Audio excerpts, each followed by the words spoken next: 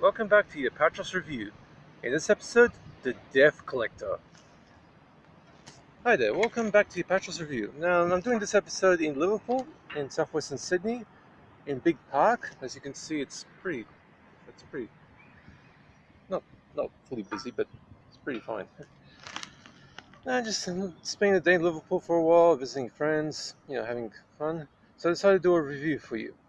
Now, in this episode, we'll do The Death Collector, a film that is released on DVD, basically under the title Family Enforcer.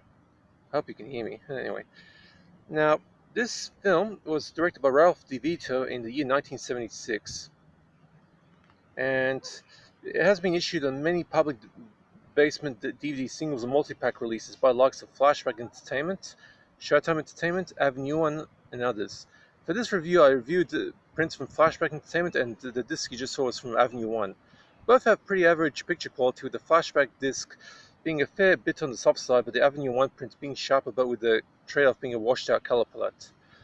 Now, as for the synopsis, fresh out of prison, a young street thug named Jerry Belanti finds himself a job working for mafia boss Anthony Idavia as a Iadivia as a low-level enforcer, specializing in collections, basically chasing down people who don't pay their debts.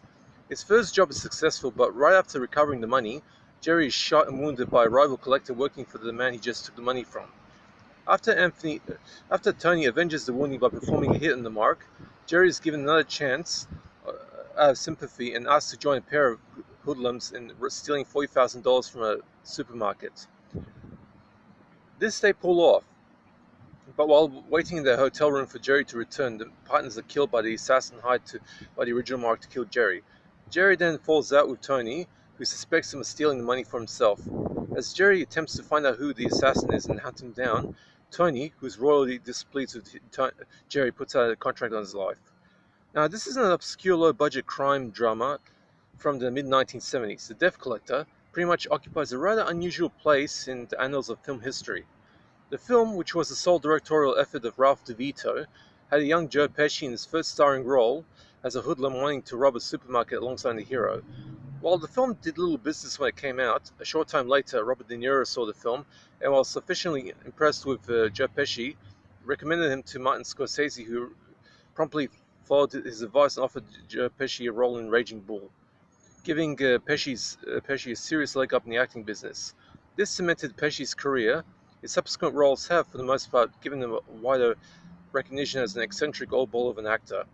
It is clear why Joe Pesci's connection with The Death Collector, which has been renamed Family Enforcer for DVD release, has been hyped up by the DVD labels to join the punters. And in all honesty, Pesci is only a minor character in the film. He only has about 15 minutes of screen time tops.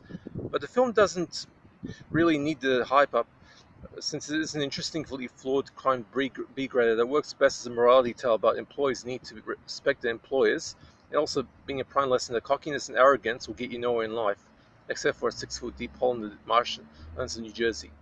Joseph Cortez makes for a fascinatingly irritating hero. He's first seen having a one-night stand with the wife of a big-time mobster, and probably winds up making quite an impressive list of enemies with each passing day.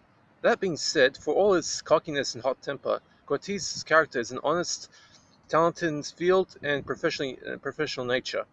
But the only problem is that he is really, really, really unlucky in his time as a mob enforcer, and that an assassin hired by a now dead former victim is trying to complete his contract, and Cortez's life is at stake. The Death Collector, or Family Enforcer, whichever way you call it, is at times pretty cheesy stuff, particularly in the setup of the story. Nothing particularly original about the film at all. But the film's real strength lies in the spirited performances of Cortez, Pesci, and Lou Crisulo as Cortez's employer and the authentic atmosphere. The film captures the lives of 1970s mob life almost down to a T. The film is currently in public domain, but if you can try to track down a copy of this film, it shouldn't be too much of a hassle if you know the right places. This will be a decent addition to the DVD collection. It's also pretty funny too. I mean, there's a really funny scene where Cortez, Pesci, and the friend are sitting in a car and the friend farts. You don't hear it, but the reaction's hilarious. Now for the gore report. There are plenty of shootings on offer here. The most gore you'll see is some standard blood squid bullet holes. As for nudity, Ooh. Victoria Howell offers up a few seconds of full frontal as she lies in bed after a one-night stand with Cortez.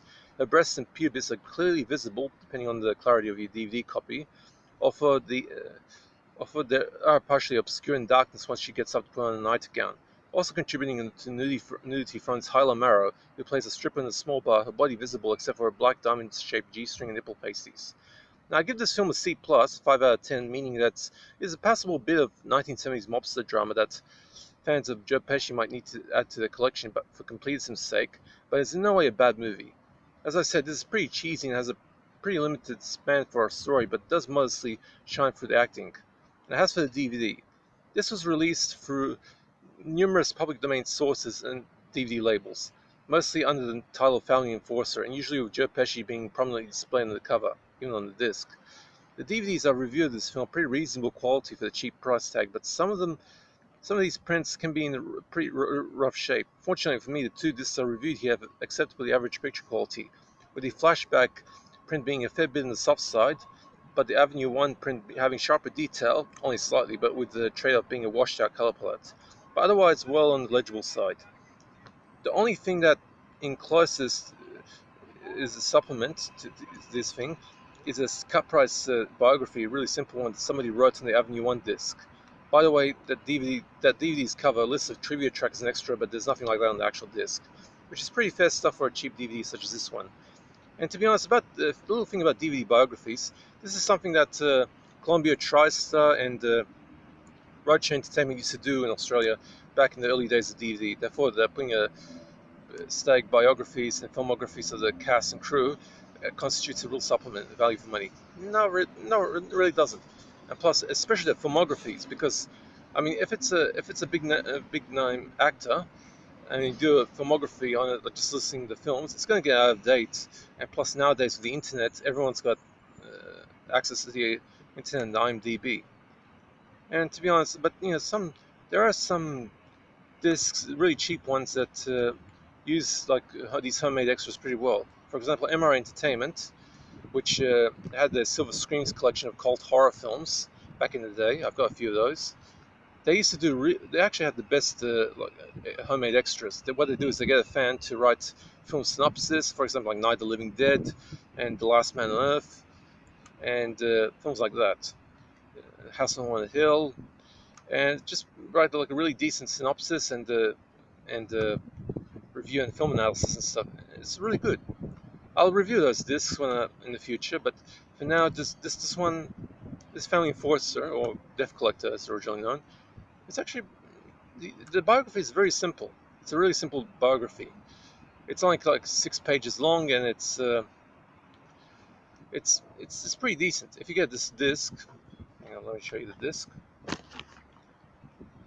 you can get this disc, Avenue 1, you can't miss it. It's got Joe Pesci on the cover.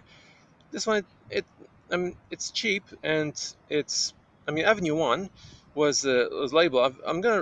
I have quite a few Avenue 1 discs, and Avenue 1 has got a bit of a reputation as being a really dodgy label. In the very early days of the DVD era in Australia, they used to put out plenty of films. One of the most infamous releases was Howling 3, the Marsupials. That one was, to be honest, that one was a really, really poor picture quality. And when it comes to Howling 3, I'm going to do a 3-part episode on it, because I've got 3 different discs, and each one's worth an episode on itself. So anyway, that's it. And enjoy the outdoors. And that's it for this review.